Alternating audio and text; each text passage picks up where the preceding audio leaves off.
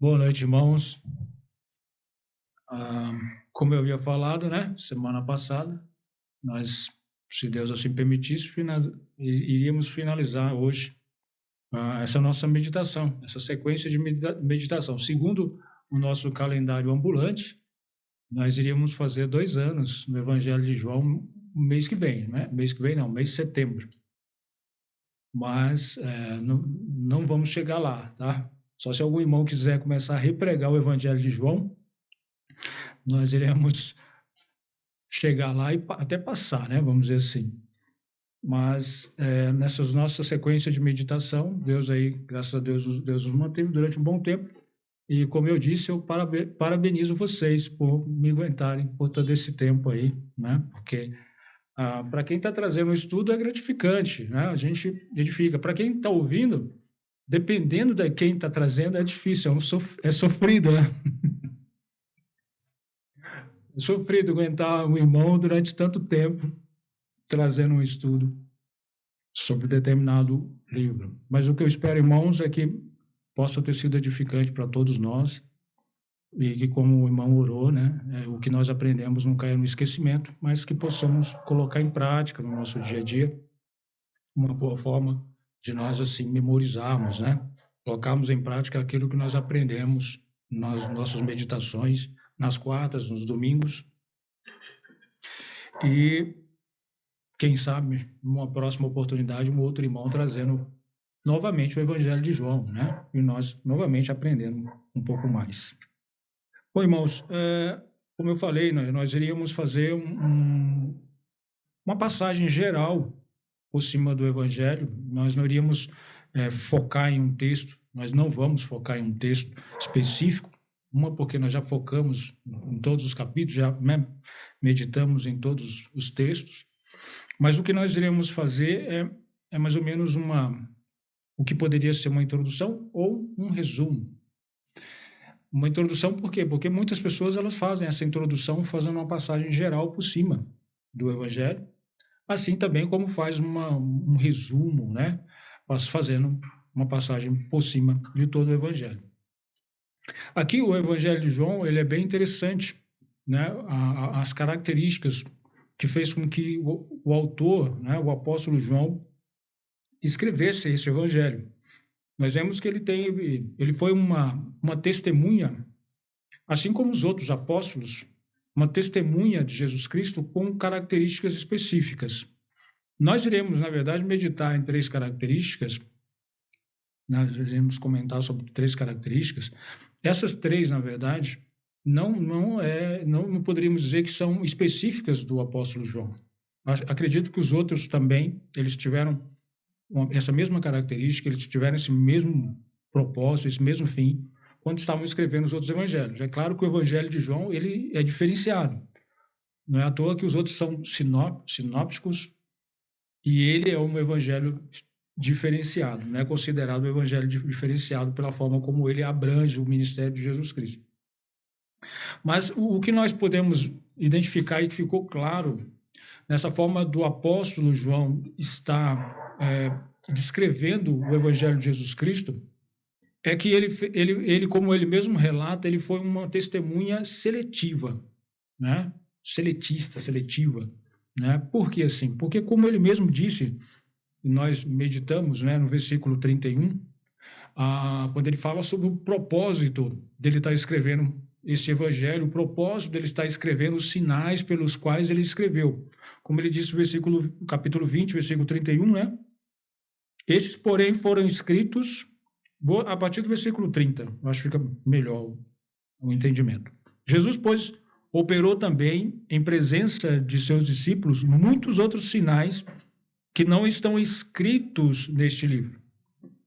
Estes, porém, foram escritos para que creiais que Jesus é o Cristo, o Filho de Deus, e para que, crendo, tenhais vida em seu nome. Então, percebemos aqui que houve muitos outros sinais os quais Jesus realizou.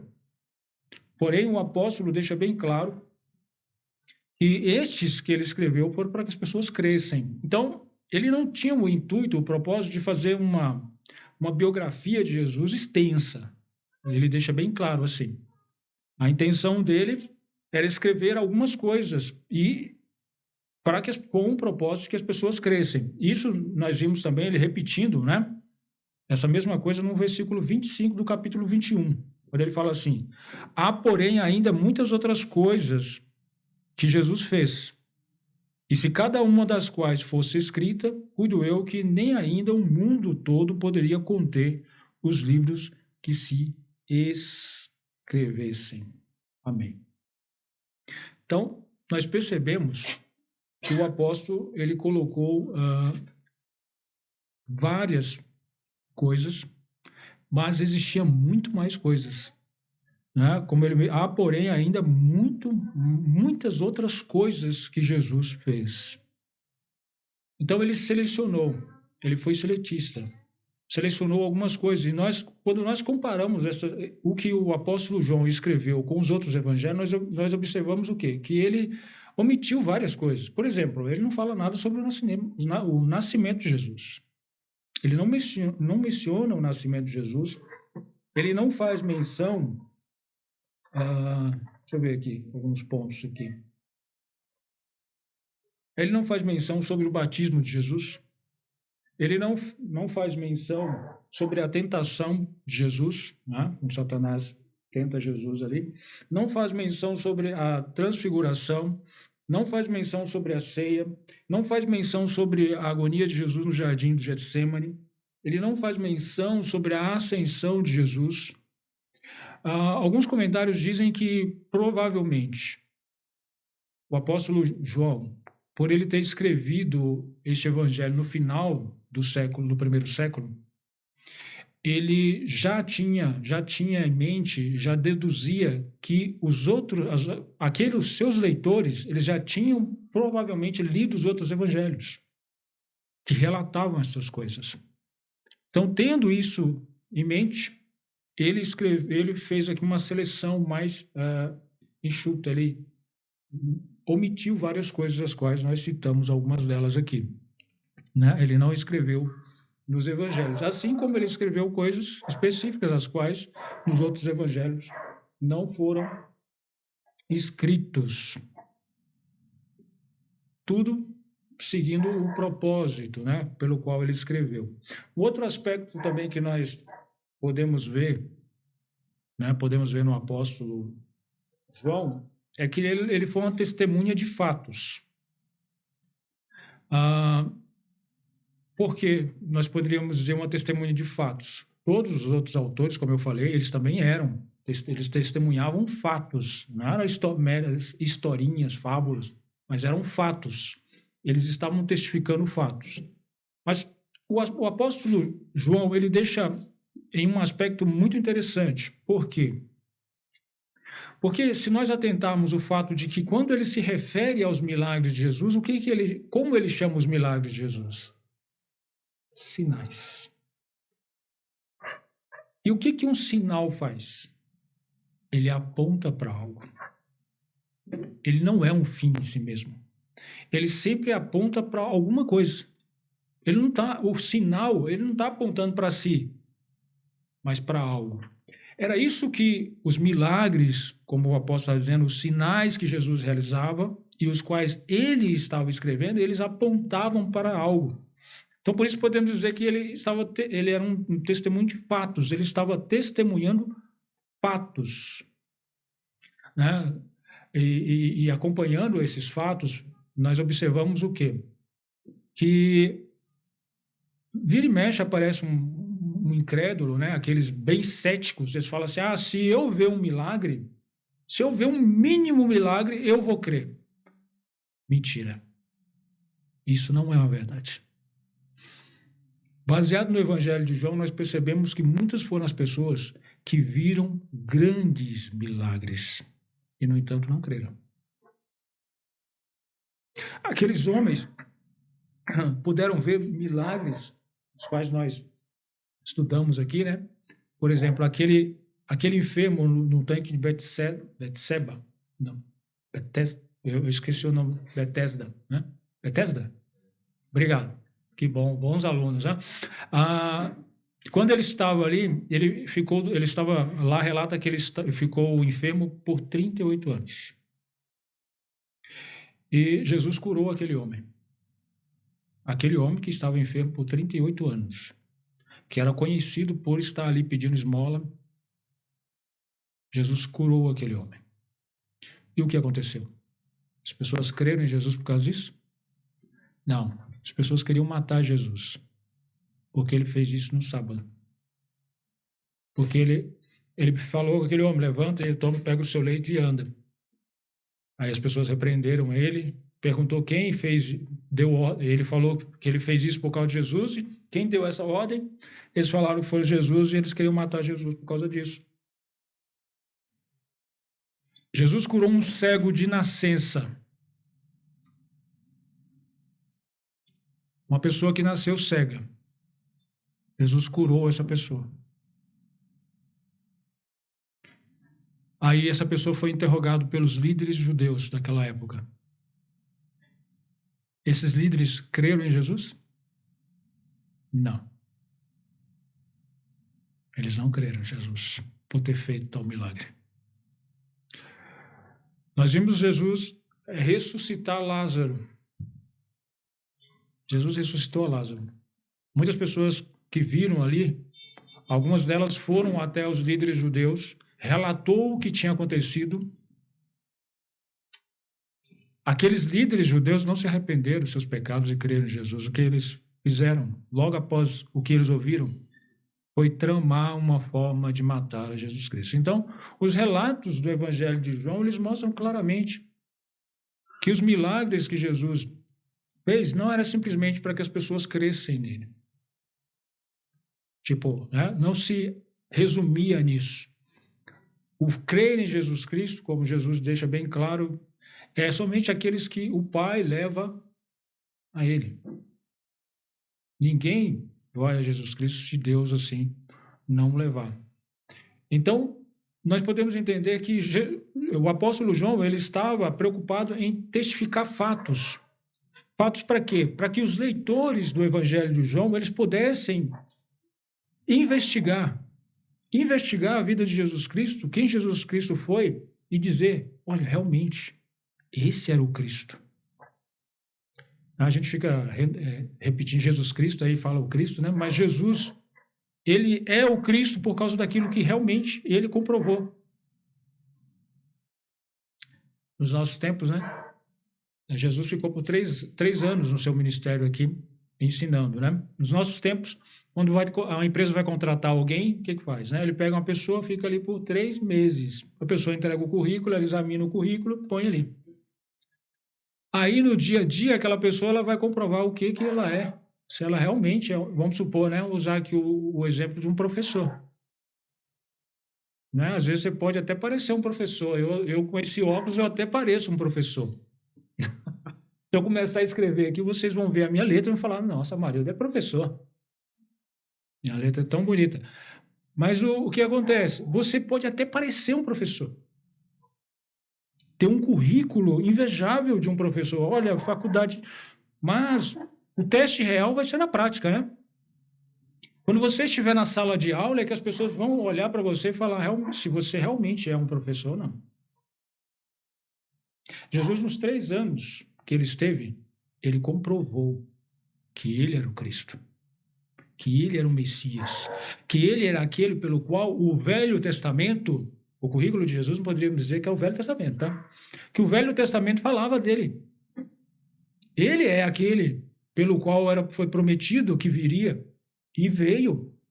E o que ele fez é exatamente aquilo que estava sendo falado dele. E é isso que o apóstolo João e os outros apóstolos querem que as pessoas que leem descubram. Olha, realmente, o que Cristo fez, os milagres, os sinais, essas coisas apontavam que ele era o Messias. Essas coisas diziam que ele era o Filho de Deus. Essas coisas mostram que nós devemos crer nele para ter a vida eterna. Então, esse é o propósito. Eles estavam aqui testificando fatos. Fatos que aconteceram, que comprovavam que Jesus era o Messias. Esses eram os fatos os quais o apóstolo João narrou aqui, né? E ele queria que os leitores entendessem. E como nós vimos, né? O apóstolo João ele tinha um propósito. E o propósito era aquele pelo qual nós lemos o versículo 31. Que todo aquele que lesse este evangelho, ele pudesse crer que Jesus é o Cristo, o Filho de Deus, e para que crendo tenhais vida em seu nome. O apóstolo João, quando ele escreveu esse evangelho, não era para simplesmente alguém ler, falar assim, nossa, que maravilhoso, que beleza, que coisa bonita, e acabou. Você pode fazer isso com qualquer livro, né? Às vezes a gente faz isso com livros, ou muitos outros livros, menos com a Bíblia. Lemos e relemos, falando, puxa vida, que coisa maravilhosa, que beleza, que grande literatura, que levantamos diversos elogios. Não é isso que o apóstolo quer de você. Que você simplesmente leia este evangelho, que você estude esse evangelho, fala, nossa, que maravilha. Ou, né, como muitos fazem por aí, crie livros e mais livros, comentários e mais comentários. Nada contra os comentários, eu usei bastante comentários para trazer os estudos para os irmãos, tá? Não estou falando contra eles. Mas o objetivo não é esse. O objetivo pelo qual o apóstolo João escreveu este evangelho é muito simples. É para que no final, o leitor, você que leu o evangelho de João, você creia. Creia que Jesus é o Cristo. Creia que Jesus é o Filho de Deus. E você crendo nisso, você possa ter a vida eterna. Você possa viver a eternidade com Ele. Não viver a eternidade no inferno, mas a eternidade com Cristo. Esse é o propósito, né? Propósito pelo qual o apóstolo João escreveu, e ele deixou bem claro, né? Como nós lemos no versículo 31 do capítulo 20, ele deixou bem claro, para que as pessoas crescem. Qual que era a mensagem, né? Qual era a mensagem do apóstolo João? Nós podemos pegar algumas aqui. A mensagem, e uma que fica bem evidente, né? Que é logo lá no início, no capítulo 1, né? Jesus é Deus. Isso que as pessoas precisam ler, entender e crer. Jesus é Deus. Como ele fala aqui, ó, ele começa já falando isso. No princípio era o verbo estava com Deus e o verbo era Deus. E ele não para somente falando que Jesus estava no princípio com Deus e que ele era Deus. Mas logo em seguida, no versículo 3, ele já emenda aqui, ó, ele criou todas as coisas. Como ele fala, todas as coisas foram feitas por ele e sem ele nada do que foi feito se fez. Jesus Cristo criou todas as coisas. Jesus Cristo não foi criado, como muitos levantam por aí. O apóstolo João quer que nós tenhamos em mente é que Jesus, ele é Deus. Ele estava na eternidade, no princípio. Antes que todas as coisas existissem, Jesus já existia. Ele estava no princípio com Deus. E, irmãos, no Evangelho de João nós podemos ver que algumas formas que testificam isso, que Jesus é Deus. Uma dessas coisas é a própria fala de Jesus. O que o próprio Jesus diz. Quando ele fala a Nicodemos, no capítulo 3, por exemplo, ele fala aqui no versículo 13 e 15, né? No versículo 13 ele fala assim, ora, ninguém subiu ao céu, senão aquele que desceu do céu, o Filho do Homem que está no céu. Então, o primeiro ponto aqui, Jesus está dizendo que ninguém subiu ao céu, senão aquele que desceu do céu. Ele fala que ele desceu do céu. E não somente isso, mas o versículo 15, ele fala assim, para que todo aquele que nele crê não pereça, mas tenha vida eterna. Irmãos, um mero homem, ele não poderia falar isso. Uma mera criatura, alguém que fosse alguma coisa, né, um homem que fosse criado por Deus, ele não poderia falar isso. Ele não poderia tomar tal posição, dizer se colocar como Deus, dizer que aquele que crê nele tem a vida eterna, como ele fala no versículo 15, né? Para que todo aquele que crê não pereça, mas tenha a vida eterna, ou que ele desceu do céu, como ele fala no versículo 13. Então, nenhum homem poderia tomar tal posição, afirmar tais coisas sobre si, se ele realmente não fosse Deus. Jesus, quando ele foi confrontado pelos homens, pelo fato de se apresentar como sendo Deus, se colocar como sendo igual a Deus, irmãos, nós vemos que Jesus não repreende essas pessoas. Pelo contrário, Jesus continua fazendo afirmações para si como sendo Deus, falando coisas de si que somente Deus poderia falar, que um homem, uma criatura, não poderia falar. Isso nós vemos claramente lá no capítulo 5. Ó. Vamos lá, capítulo 5, versículo 18. Diz assim: Por isso, pois, os judeus ainda mais procuravam matá-lo, porque não só quebrantava o sábado, mas também dizia que Deus era seu próprio Pai, fazendo-se igual a Deus. Bom, então essa era o motivo pelo qual os homens estavam perseguindo Jesus, porque ele estava se fazendo igual a Deus. Isso era o que os homens estavam levantando dele. Este homem está se fazendo igual a Deus. E o que Jesus faz? Jesus repreende eles para que eles não continuem pensando isso, não continuem falando isso, não. Pelo contrário, Jesus levanta afirmações os quais o coloca como sendo Deus. Logo no versículo 19, Jesus fala assim: Mas Jesus respondeu e disse-lhe: Na verdade, vos digo que o filho por si mesmo não pode fazer coisa alguma se não ouvir fazer o Pai, porque tudo quanto ele faz, o filho faz igualmente. Jesus está dizendo aqui que tudo que o Pai faz, ele faz igualmente. Tudo é tudo. Tudo o que Deus faz, Jesus está dizendo que ele faz igual. No versículo 23, ele diz mais: para que todos honrem o Filho como honra o Pai. Quem não honra o Filho, não honra o Pai que o enviou. Jesus está requerindo a mesma glória que é dada a Deus, está requerindo a ele mesmo. A mesma honra que é dada a Deus, a ele mesmo, a ele também. E ele diz mais: quem não honra ele, não honra o Pai. Então são afirmações que o próprio Jesus está fazendo de si mesmo, se colocando como Deus. Tem outras passagens, né? Por exemplo, aqui no próprio capítulo, aqui no final, versículo 28 e 29, capítulo 5, 28 e 29, não vos maravilheis disto, porque vem a hora em que todos os que estão no sepulcro ouvirão a sua voz.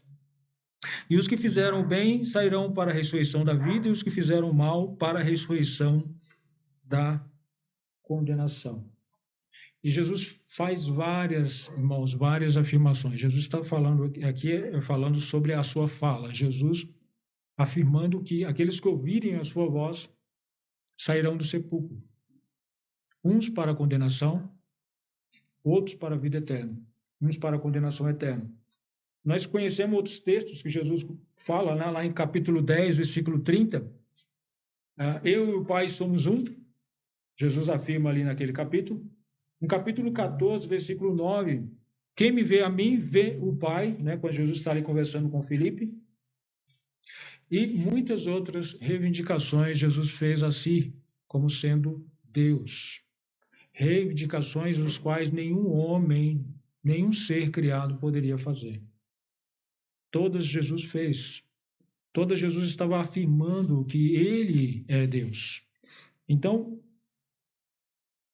a mensagem clara, né, que é uma das mais claras que o apóstolo João deixa, é que Jesus é Deus. Essa é uma verdade que nós vemos absoluta aqui no Evangelho de João. Jesus é Deus.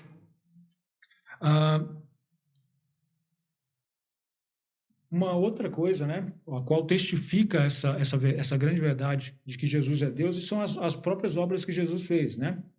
Como nós já mencionamos algumas aqui.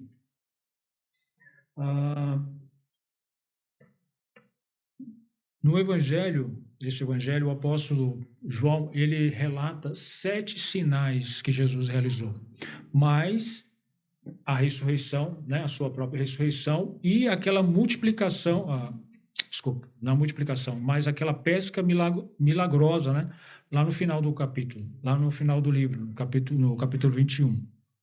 Então, nós vemos aí esses sinais, os quais foram relatados, os quais comprovam que Jesus é Deus. Os sinais e as suas palavras, o que Jesus dizia. Porque, irmãos, quando Jesus não somente ele fez a multiplicação dos pães, por exemplo, quando ele alimentou mais de 5.000 almas ali. Ele não somente fez isso, mas ele disse assim, olha, para eles, eu sou o pão da vida. E aquele que se alimentar da sua carne teria vida eterna. É essa afirmação que Jesus faz dele mesmo. Ele não somente curou o cego de nascença, mas ele falou assim, eu sou a luz do mundo.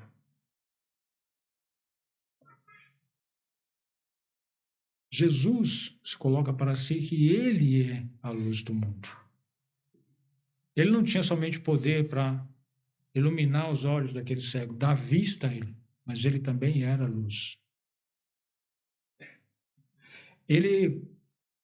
Quando ele foi para ressuscitar Lázaro, ele não somente tinha poder para ressuscitar Lázaro, ele afirmou, né, ele não somente ressuscitou, mas ele afirmou que ele tinha poder para isso. Quando ele falou a Marta, ele falou assim, eu sou a ressurreição e a vida. Jesus está dizendo que ele era capaz de dar vida. Mesmo que estivesse morto, essa pessoa viveria. Ninguém, irmãos, poderia fazer afirmações tais para si, se não fosse Jesus. Ninguém poderia realizar obras tais as quais Jesus realizou se ele não fosse Deus. Um outro ponto que deixa bem claro essa questão da divindade de Jesus é o testemunho das outras pessoas. Né? Nós vimos o testemunho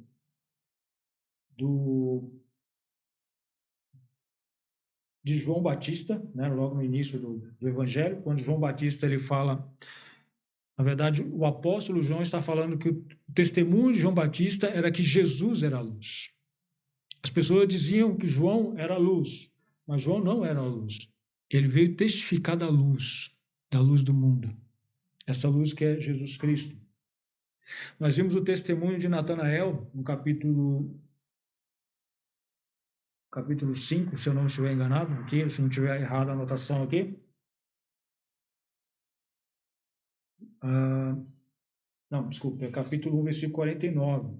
Ele fala assim, Rabi, tu és o filho de Deus, tu és o rei de Israel. Nós vimos também o testemunho de Pedro, quando Pedro fala assim lá no capítulo 6, versículo 69, e nós temos crido e conhecido que tu és o Cristo, o Filho do Deus vivente. Nós vimos o testemunho de Tomé, que até então, naquele momento, ele estava duvidoso. Tomé estava em dúvida se Jesus realmente tinha ressuscitado. Os apóstolos dizendo para ele. E qual é o testemunho dele depois que ele viu Jesus? Senhor meu e Deus meu. Irmãos, eram testemunhos de homens que viveram com Jesus ali, que viram Jesus, viram o que ele fez, viram o que ele realizou, viram os milagres, ouviram os seus ensinamentos. E o apóstolo faz questão de deixar isso bem claro. Um outro ponto que nós vemos que é a mensagem desse evangelho é que Jesus é o homem. Você entende isso completamente? Jesus sendo homem e sendo Deus. Quando eu li um comentário falando assim, nossa, você imaginou que aquele que estava tomando leite na mãe era o mesmo que dava o leite para a mãe? A minha cabeça quase deu um nó assim mesmo. Então, assim, quanto mais você pesquisa isso, mais a palavra de Deus testifica. E Jesus comprovou isso, de que ele era Deus, pelo que ele falou, pelo que ele fez, pelo que aquelas pessoas testificaram. E não somente isso, mas que ele era homem, pelo que ele falou, porque ele mesmo se apresentava por diversas vezes como filho do homem. Essa apresentação de Jesus como filho do homem é algo que já se falava sobre ele lá no Velho Testamento, lá em Daniel, no capítulo 7, versículos 13 e 14, lá fala bem assim: eu estava olhando nas minhas visões da noite, e eis que vinha nas nuvens do céu um como filho do homem, e dirigiu-se ao ancião de dias, e o fizeram chegar até ele. E foi-lhe dado o domínio e a honra e o reino, para que todos os povos, nações e línguas o servissem, e o seu domínio é um domínio eterno que não passará, e o seu reino tal que não será destruído. Então aqui essa passagem ela relata tanto a humanidade de Jesus como a sua divindade também. Há um reino eterno. Filho do homem. Então, o próprio Jesus ele se apresentava como sendo filho do homem, mas nós também vimos no Evangelho de João que por várias vezes este homem manifestando as reações de homem. Né? Como nós vimos no capítulo 4, versículo 6, que Jesus estava cansado e parou para descansar, sentando ali no poço, né? E estava ali a fonte de Jacó. Jesus, pois, cansado do caminho, assentou-se assim junto da fonte. Era isto quase a hora sexta. Nós podemos entender que Jesus também teve fome, porque os discípulos foram buscar comida. Apesar de Jesus dar uma grande lição para eles aqui sobre a verdadeira comida, né? O que ele iria comer, o qual os discípulos não iriam, mas o verdadeiro alimento de Jesus dá uma grande lição para eles, mas tudo indica que Jesus estava com fome. Eles saíram para comprar alimento para Jesus, eles pediram que Jesus comesse, eles se questionavam, será que ele comeu alguma coisa? Porque eles sabiam que Jesus se alimentava.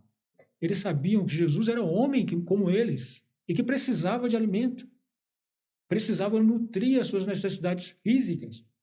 Eles sabiam disso e viam isso, né? Eles tinham certeza que eles não estavam andando ali do lado de um super-homem, né? Alguém que não come. Né? A gente fica na dúvida, né, Kevin, se Adão comia, ou se a gente vai para a eternidade, se a gente vai precisar comer.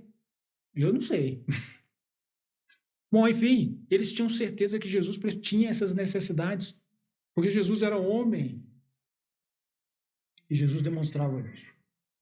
Não somente Jesus não somente demonstrou aspectos físicos, né, em relação à necessidade física, como emocionais. Aquele grande versículo, que é o menor versículo da Bíblia, né, capítulo 11, versículo 35, Jesus orou.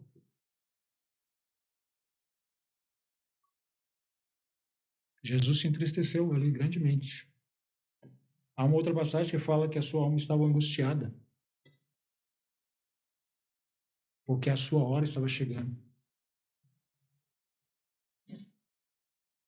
São sentimentos humanos. E Jesus era homem e tinha esses sentimentos. Uma passagem que fala que aquele que era a fonte da vida, ele simplesmente teve sede. Na morte de Jesus, lá no capítulo 19, versículo 30, é isso? Deixa eu ver. Não. Capítulo 2. 28. É 28, né? 19, 28. Ali Jesus teve sede, cumprindo ali as Escrituras. A palavra também no 30, na verdade, mostra lá que Jesus era sujeito à morte. Porque como nós, ele inclinou a cabeça e entregou o Espírito. Ele morreu. Jesus era homem. Irmãos, como homem e Deus, Jesus era o único que poderia salvar o homem. Essas características eram devidas a ele, unicamente a ele, porque ele é o único que pode salvar o homem. João Batista, quando ele testificou de Jesus lá no início, né? O apóstolo João relata sobre isso. João Batista, quando testificou de Jesus, um dos testemunhos dele, ele disse assim: eis o Cordeiro de Deus que tira o pecado do mundo. Um outro testemunho interessante é justamente aqui no capítulo 4, no versículo 42, que são dos samaritanos, né? E estavam crendo em Jesus. Eles diziam bem assim, e diziam à mulher: já não é pelo teu dito que nós cremos, porque nós mesmos o temos ouvido e sabemos que este é verdadeiramente o Cristo, o Salvador do mundo. Sabe por que os judeus faziam sacrifícios com cordeiros? Por causa dos seus pecados. E Jesus, ele era esse cordeiro, pelo qual simbolizava todos os cordeiros que morreram, que foram sacrificados. Jesus era esse cordeiro. E ele foi morto, sacrificado, não somente pelo pecado dos judeus, mas pelo pecado do mundo inteiro. De todo mundo. Mas como o apóstolo João descreve lá no capítulo 1, o mundo não o reconheceu. Mesmo aqueles que eram seus não o reconheceram como sendo Salvador, como sendo Deus. Por que disso? Um texto bem interessante, né? Por que disso? Por que as pessoas não creram em Jesus? Por que as pessoas não o receberam como seu Salvador? A razão disso, capítulo 3, versículos 19 e 20. E a condenação é esta: que a luz veio ao mundo e os homens amaram mais as trevas do que a luz, porque as suas obras eram más. Porque todo aquele que faz o mal odeia a luz e não vem para a luz, para que as suas obras não sejam reprovadas. Quando é que você precisa de um Salvador? Quando você reconhece. Nós citamos aqui o exemplo do salva-vidas, né? Se a pessoa está nadando bem ali na piscina, no mar e tal, no rio, se ela está bem ali nadando, tudo, ela precisa de um salva-vidas? Ela precisa que alguém pule lá para tirar ela da água? Não. Se ela não está indo tão bem, mas ela está conseguindo boiar, ela precisa de alguém para salvar? Não. Muitos são as pessoas que acham que sabem nadar, que não precisa de um salva-vidas. Muitos são as pessoas que acham que são boas, que não são pecadoras, que todas as suas obras são legais e por isso não precisam de um Salvador. Reconhecem que a vida que elas estão levando é uma vida boa, uma vida tranquila, então elas não precisam de Jesus Cristo. Muitas são as pessoas. Muitas delas são parecidas, sabe com quem? Com aquele nosso irmão Nicodemos, mas nessa época ele não era irmão. A primeira conversa que Jesus teve com ele foi à noite conversar com Jesus. E ele, pelas características, a forma como ele vai a Jesus, pelo que ele era na época, né? Ele era um líder judeu, príncipe dos judeus, um líder, um fariseu. Por essas características, qualquer um naquela época olharia para ele e falou: olha, esse é um homem de Deus. Este homem ele com certeza vai estar do lado de Jesus Cristo quando morrer. Qualquer pessoa olharia para ele e falaria isso. Só que quando Jesus estava do lado dele, o que Jesus disse para ele? Em verdade vos digo, quem não nascer de novo não verá o reino dos céus. Jesus disse para aquele homem que qualquer um de nós julgaríamos como sendo uma pessoa boa, que quando morresse iria para o céu. Jesus olhou para ele e falou assim, olha, se não nascer de novo, você não vai ver o reino dos céus. Bom, como nós estudamos, né, nós vimos que mais para frente ele realmente deu frutos de que se converteu, de que creu em Jesus. Mas muitas são as pessoas, irmãos, que elas leem sobre Jesus e não creem em Jesus, porque elas acreditam que elas não precisam de Jesus. Mas as Escrituras mostram que todos precisam. Todos. Todos nós devemos crer em Jesus. Porque o versículo mais conhecido do Evangelho de João, qual que é? João 3,16. Lá está escrito, porque Deus amou o mundo de tal maneira que Jesus morreu por todos. Não. Está escrito lá assim? Deus amou o mundo de tal maneira que Jesus morreu por todos. Não. Não é isso que está dizendo. Eu vou até ler para não correr o risco de errar. Porque Deus amou o mundo de tal maneira que deu seu Filho unigênito, para que todo aquele que nele crê não pereça, mas tenha vida eterna. Percebe que a salvação, ela está condicionada ao crer. Todo aquele que nele crê não pereça, mas tenha vida eterna. Jesus não veio para salvar todos. Jesus veio para salvar aqueles que creem nele.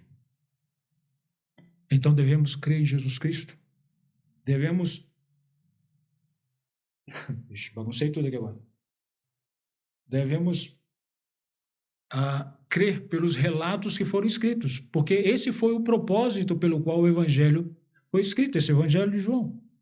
O propósito relatado pelo próprio apóstolo lá no final do Evangelho.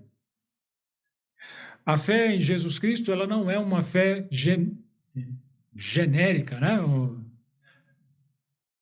Você tem que crer em coisas específicas.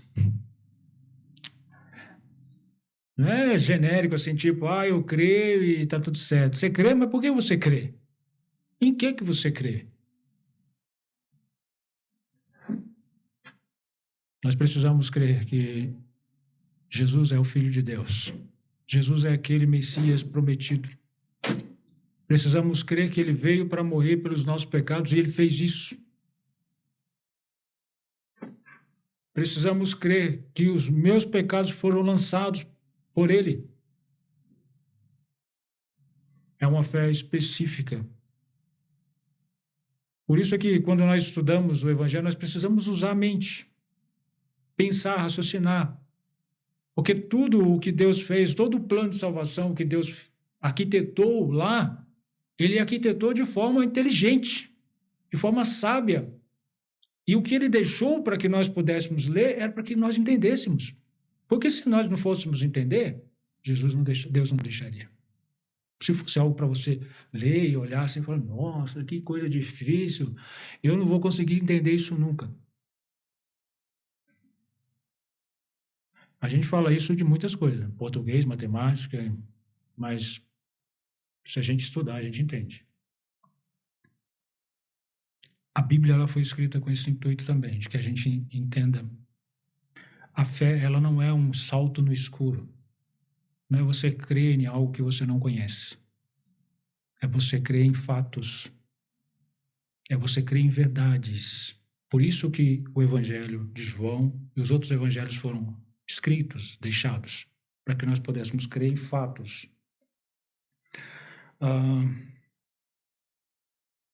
Irmãos, finalizando, nós devemos crescer no conhecimento de Jesus Cristo, permanecendo nele como servos e servindo o Senhor. Servindo ao Senhor porque amamos o Senhor. Como nós vimos no relato, né, na conversa, quando Jesus está restaurando o apóstolo Pedro ali. Jesus faz 3 perguntas a ele. Quais foram as 3 perguntas? Difícil, né? 3 vezes em uma pergunta tão grande. Simão, filho de Jonas, amas-me? E o apóstolo João, ele respondeu, Senhor, tu sabes que eu te amo. E baseado na resposta dele, Jesus disse, apacenta as minhas ovelhas. Desculpa. Eu falei apóstolo João? Jesus também amava o apóstolo João, mas naquela ocasião era o apóstolo Pedro, né? Naquela ocasião era o apóstolo Pedro. Então, Jesus disse a ele, baseado na sua resposta, que ele amava Jesus, ele disse, então, apacenta as minhas ovelhas. Sirva-me. Essa deve ser a nossa motivação em servir ao Senhor. Em estar buscando ao Senhor. É porque nós o amamos. Não é porque nós amamos uns aos outros, porque isso, acredito que seja uma consequência. Quando nós amamos a Deus, a consequência disso é nós amarmos uns aos outros. E nós servimos a Cristo e a Deus porque nós o amamos. Então, esse é o convite que Jesus faz a todos nós. Se nós amamos a Ele, então nós devemos servi-lo. Se nós amamos a eles, nós guardamos os seus mandamentos. Esse evangelho, irmãos, esse evangelho maravilhoso, ele nos mostra uma grande verdade, uma verdade maravilhosa, que Deus enviou o seu Filho para que nós não fôssemos condenados. Mas ele também nos dá algumas advertências que muitas pessoas que presenciaram, que viveram com esse Jesus, que o viram falar, demonstrar, e pessoas falarem dele como sendo Deus, não creram nele. Que até mesmo um daqueles que conviveu com ele nesses 3 anos, os 3 anos de ministério, não creram nele. Que muitos que foram beneficiados, né? Lembra ali da multiplicação dos pães? Foram beneficiados por um grande sinal que Jesus realizou. Quando Jesus começou a pregar a verdade para eles, o que eles fizeram? Abandonaram Jesus. Jesus começou a pregar a doutrina para eles e falou assim, olha, duro é esse discurso. Quem pode aguentar isso? Se afastaram. Esses pontos negativos, irmãos, deixam um grande alerta para nós não cometermos os mesmos erros. Estamos sempre aprendendo das doutrinas do Senhor. Estamos sempre buscando aumentar a nossa fé no Senhor. Orando como aquele pai daquele jovem, né? Que era possesso, de vez ou outra, caía no fogo. Quando foi questionado se ele cria, ele falou, Senhor, eu creio, mas ajuda na minha incredulidade. Muitas vezes precisamos fazer orações como esta. Nós cremos, mas ainda somos incrédulos. Nós cremos, mas a nossa fé ainda precisa crescer e aumentar. Então, Senhor, ajuda na nossa incredulidade. Que Deus abençoe, irmãos. Muito obrigado mesmo pela atenção de vocês em todo esse tempo aí. Espero que Deus nos abençoe.